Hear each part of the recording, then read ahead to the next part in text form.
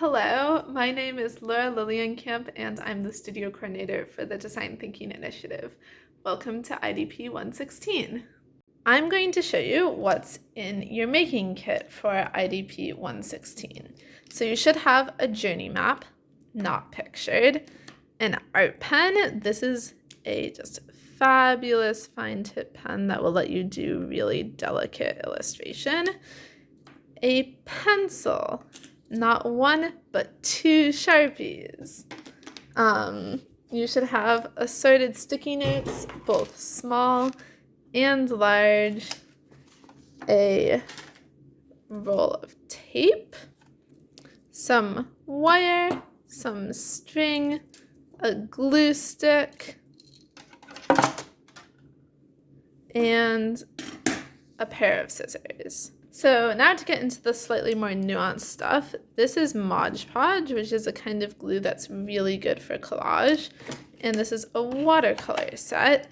And you have a bunch of watercolor brushes. And there isn't a glue brush included in this kit, but you should feel free to use your large or medium watercolor brush and make sure to rinse it really, really well after use with hot water, and your brush should be totally fine to use for watercolor as well. Watch the next video in this series to learn more about how to use these tools. Along with the watercolors, you're going to have colorful paper, so construction paper, but also watercolor paper. And you can tell that it's watercolor paper by this bumpy texture. And you should have paper that's like pretty rough to the touch, and some watercolor paper that's smoother but still a little bumpy. This is a needle nose pliers, and you can use it both to bend wire and a lot of other stuff. It's really useful. And also to cut. So this is actually like a little wire cutting tool. Just put your wire right there, cuts right off very easily. We also have an eraser. So believe it or not, this is an eraser. It's called a kneaded eraser, very common as an art material. And you use it just like a normal eraser. So don't be alarmed that it looks a little different. And you have modeling clay. The important thing to know about this modeling clay is it is modeling clay, so it will never ever dry. So just don't expect that it will dry. So lastly, you have this X-Acto blade kit with a ruler, and you also have chipboard. Chipboard is also called mat board. It's a really compressed form of cardboard. So when you're using this kit, just keep in mind that this is sharp, so you want to know where your first aid kit is in your house.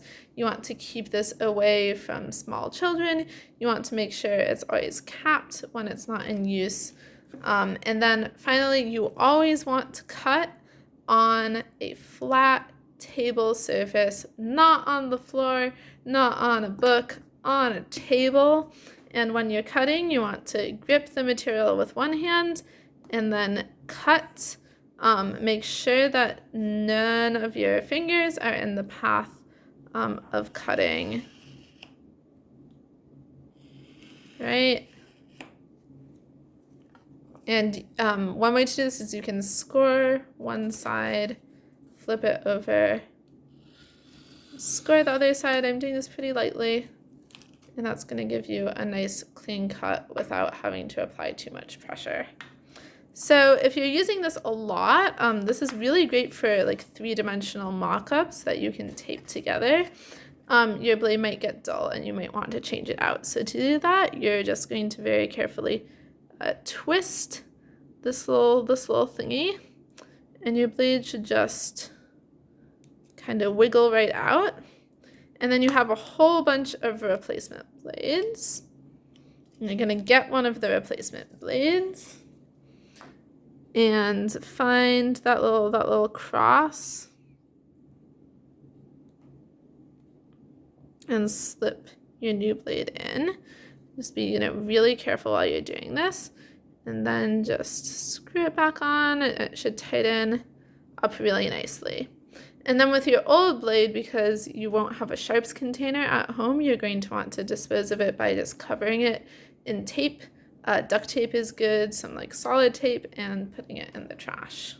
So those are the contents of your making kit.